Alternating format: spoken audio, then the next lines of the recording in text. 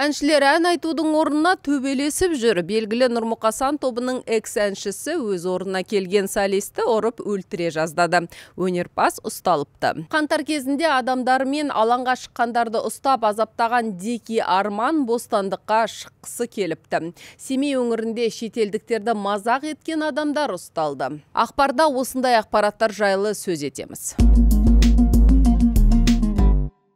Апта бойы эстрада әншісі Мұқасан Шахзадаев шулатып жатыр. Концерт беріп жүрген жоқ, өзінің орнына келген Нұрмұқасан тобының жаңа әншісін көк ала қойдай сабап өлтіріп қоя жаздады. Белгілі болғандай әнші Ғалымжан Сүлейменовке менің рұқсатымсыз әнімді айттың деп ренжіген, сөйтіп соққының астына алған. Бұл ақпарат әлеуметтік желіде естім. Желі белсенділері оның бұрынғы серіктесі Нұрлан Қоныспаевқа неге тиіспеген деп шулап алды.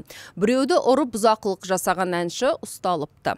Әнші Ғалымжан Сүлейменнің адвокаты Инга Иманбай Нұрмұқасан тобының жаңа солисін соққыға жыққан Мұқасан Шахзадаевтың ұсталғанын мәлімдеді. Ал Ғалымжан Сүлейменге болса, ота жасалған, ол қазір ауруханада жатыр. Дәрігерлер оның шамамен 1 апта ем алатынын айтты. Кеше полиция таппай жатыр деп хабарлаған еді, қазір ұсталды, жедел тергеу әрекеттері басталды. Оған Ғалымжан мырза екеумізде қатысуымыз керек, яғни беттестіру деген сияқты іс-шаралар. Бірақ қазір Ғалымжан ауруханада жатқандықтан бұл әрекеттерге оның жағдайына қарай барамыз. Істің құрамы бойынша 107-ші баптың 2-ші бөлігіне келеді. Яғни қасақана мотивпен алдын ала сөз байласу арқылы денсаулыққа зиян келтірілгенін, бірнеше күн бойы оның жауапкершіліктен қашып жүргенін ескерсек, міндетті түрде түрме жазасы болу керек. Біз соны талап етеміз. Нұрмұқасан тобының экс-әншісіне қылмыстық іс қозғалып, тергеу басталды. Қылмыстық іс денсаулыққа қасақана орташа ауырлықтағы зиян келтіру бойынша тіркелген. Тергеу жүріп жатыр. Адвокат жанжал топтың әніне байланысты туғанын растады. Бұған дейін тараптар арасында шағымда авторлық құқыққа қатысты талапта болмаған. Оқиғадан кейін Мұқасан Шахзадаев Ғалымжанмен байланыспаған. Алматы полициясы да фактіні растады. Туристік ел боламыз дейміз, бірақ елге келген туристерді мазақ етіп, елден қуып жатырмыз. Мына желіде тарап кеткен видео жайлы айтып тұрмын.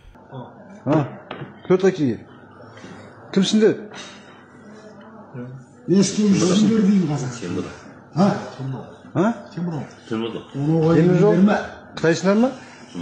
Теміржол. Бейне Аягөздегі жол бойындағы дәмханада түсірілген кадрларда 2 ер адам шетелдік туристерге тамағын ішуге кедергі жасаған. Олар полиция бөліміне жеткізіліп, сот шешімімен әкімшілік жазаға тартылды. 10 тәулікке қамалып, 88.140 теңге, яғни 20 айлық есептік көрсеткіш көлемінде айыппұл салынды. Әрине бұл жерде бір еліне жанашырлық сияқты көрінер, бірақ оқиға керісінше болса қалай.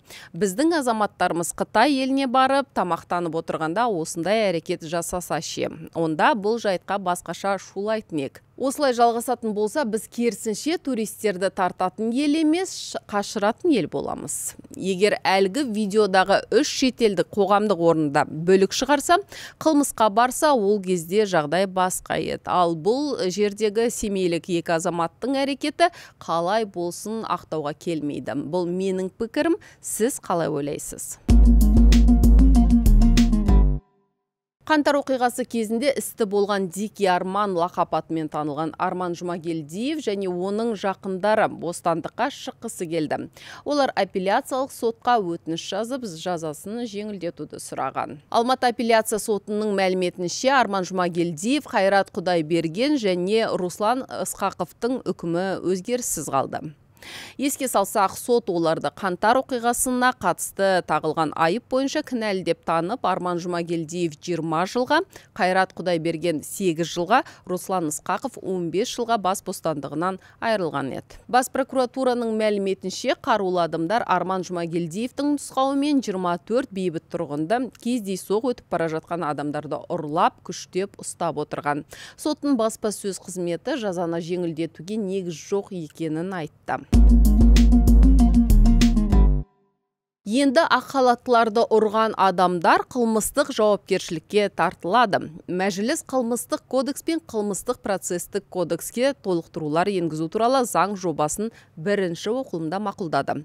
Оған сәйкес қылмыстық кодекске медицина мамандарына немесе жедел жәрдем жүргізушілеріне қызмет міндетін орындау кезінде күш көрсеткені, денсаулығы мен қауіпсіздігіне қол сұққаны үшін қылмыстық жауапкершілік жүктейтін жаңа бап енгізілді. Қауіпті емес күш қолданғаны үшін немесе күш қолданбақ болғаны үшін 500-ден 1000 айлық есептік көрсеткішке дейін айыппұл немесе сол мөлшерде түзету жұмыстарына немесе 600 сағатқа дейін қоғамдық жұмыстарға тарту, 3 жылға дейін бас бостандығынан шектеу немесе айыру жазасы. Дәрігерлерге қастандық жасағандар ауыр әрекет жасалса 3 жылдан 7 жылға дейін бас бостандығын шектеу немесе бас бостандығынан айыру.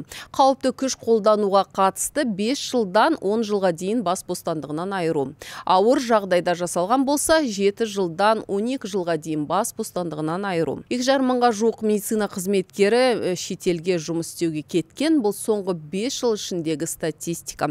Денсаулық сақтау бірінші вице-министрі Тимур Сұлтанғазиев осылай деді. Бұл заңды қабылдауға соңғы оқиғалар себеп болған шығар. Науқасты емдеймін деген дәрігерлер өздері ауруханаға түсіп қалған деректер есімізде.